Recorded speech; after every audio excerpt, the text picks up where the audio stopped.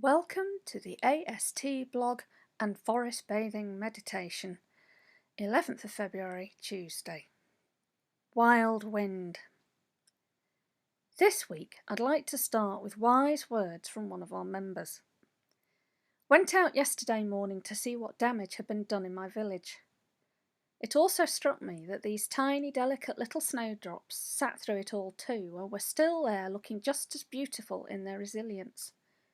What I took from this is that you can be delicate and soft in the harshest conditions, but strong to your core.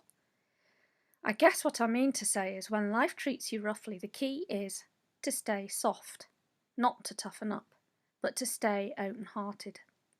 AST member Rachel Gregory. I thought Rachel's quote was the perfect way to open this week's tree teaching. Wild winds, storms overhead. My heart sighs at the thoughts in my head. Roaring over the rooftops, lashing down the lanes, whistling over the wild places, trees heaving like mussels under fur, broken boughs, brittle branches snapped to tinder. Breathing out, breathing in, limbs pushed down and limbs lifted up.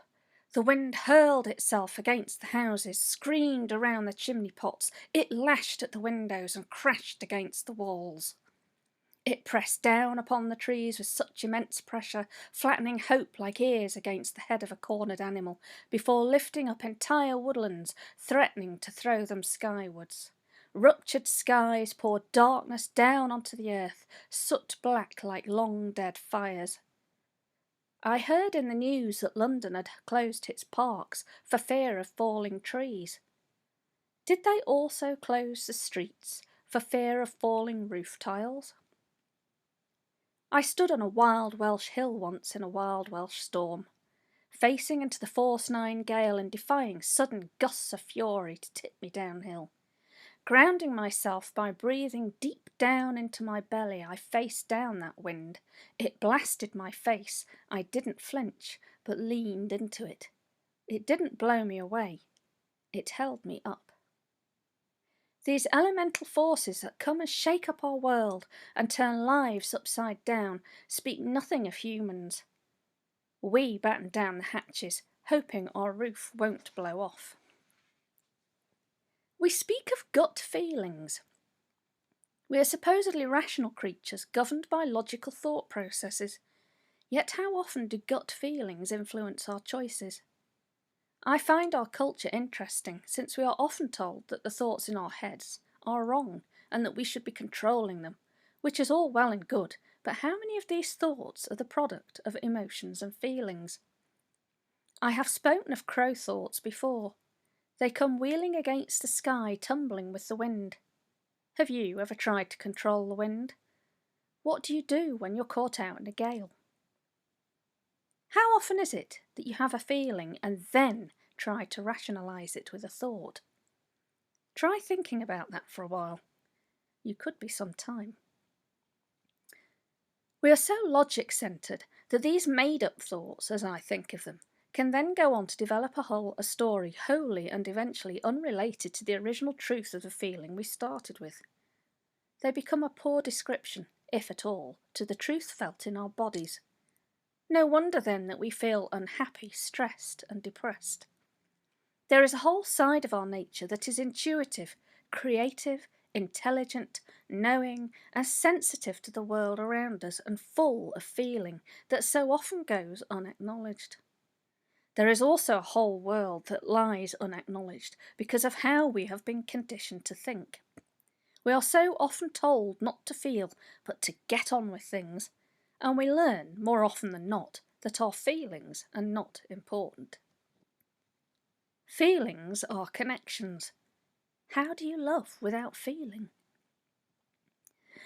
Sometimes just sitting with what arises rather than attempting to explain and rationalise it is really helpful. You can't always batten down the hatches. Sometimes it is better to face the wind. Trees have no choice but to face into the wind. When we remain flexible like trees and the woodland flowers, we can bend with whatever storms that come our way, and though we may come out battered, we are still alive and we still have the chance to grow and to live. That bending and flexible nature of our soft animal bodies is part of being alive. I really liked what Rachel said, partly because, of course, flowers seem so soft and so vulnerable, yet there they are in bloom the very next day. In death, things dry up and become hard and brittle, and all colour drains away. How then do we retain our colours and aliveness? Desperately hard though it can be to remain open to what is happening around us, somehow it is necessary to avoid a hardening of the heart, soul, and our interior and exterior worlds. Thinking of times in my own life where I have reached a point of despair, grief, or anger, it was only when I was open to following those feelings down into my very core that I began to unravel them and see the truth of the situation. Resistance, in the end, only causes more suffering. Sometimes storms, while appearing to have uprooted trees, clear the decks, whisking old leaves away and the deadwood and the black clouds looming overhead. They blow out and bring sunshine with them. Life is ever changing. Nothing stays the same. The years roll by and the seasons change. In our core, we too, like trees, have memories. Our set of tree rings.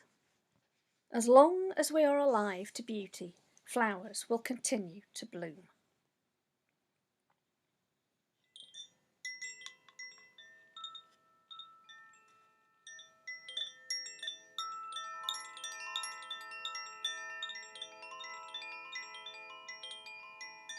Are you ready? Now comes the meditation.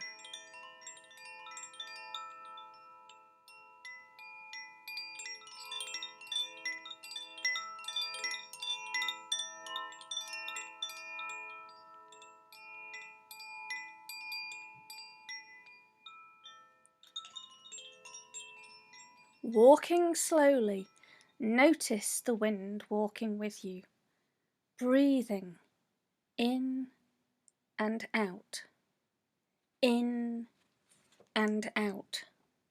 See the branches move, boughs lift, and swing and sway, branches moving.